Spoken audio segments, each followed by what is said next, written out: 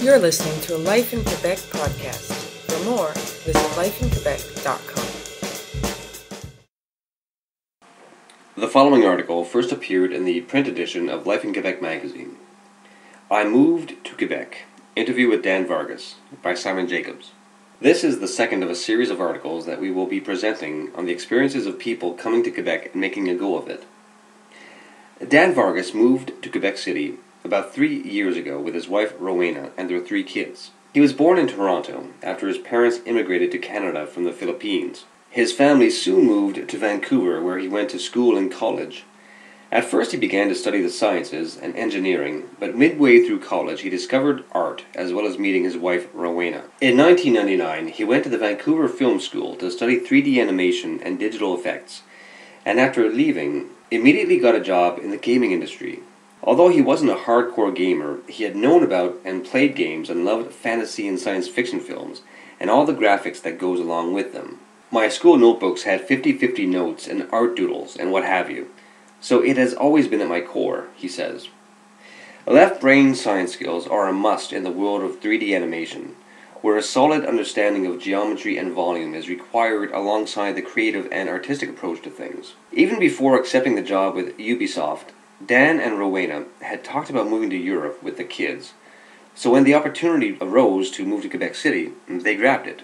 Since his 2 girls, now 17 and 15, had already studied in a French immersion school in Vancouver, they were able to integrate with the other kids at the Collège Jésus-Marie de Seigneurie.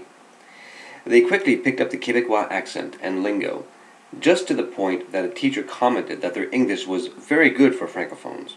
Dan and his wife, on the other hand, did not find the transition quite as easy, as they were not able to easily speak French. Dan basically socialized with the other Anglophone employees at Ubisoft, who make up roughly 6% of the 300 employees. He was also offered French lessons by the company, a necessity since all meetings are held in French, although his colleagues are always willing to help if he doesn't understand something. Rowena may have had the hardest time, since she did not have a job and was looking after their toddler, Dante, leaving her quite isolated.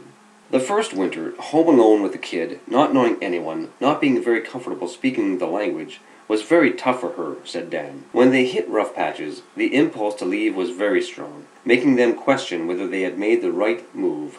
Also, being so far away from the embrace of family support prompted Rowena to go back and visit them in Vancouver. Thankfully, the tough ups and downs of the first year have diminished and they feel far more settled here. It was the nitty-gritty of things such as housing or Medicare or finding a doctor that they found hardest at the beginning, as most of the services were in French. The first couple of visits to a hospital were really challenging because they had absolutely no idea what was going on. Buying a house, stressful at the best of times, was doubly so as they had to wade through legal documents, only catching half of what was written before having to reach for a dictionary. Luckily, they did receive some help from work who paired them up with a company.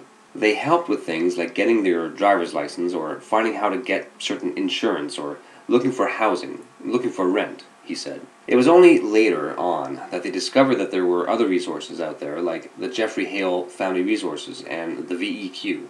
Another thing that was strange was the cultural aspect. Coming from Vancouver's diverse cultural community, they found themselves a visible minority in a city where there are not that many. The saddest change was the lack of food diversity that they were accustomed to. Now, 3 years into their move, they find that their social circle is starting to include more francophone friends, mainly through people that they share commonalities with, such as neighbors, sports or social events, and this is beginning to feel more like home. Dan's parting advice is, come here with an open mind, and do whatever you can to learn the language and learn the culture. Come into it as if you were coming into a brand new country, and just be open to learning and to growing. Thank you for listening to a Life in Quebec podcast. For more news, editorials, and opinion, visit lifeinquebec.com.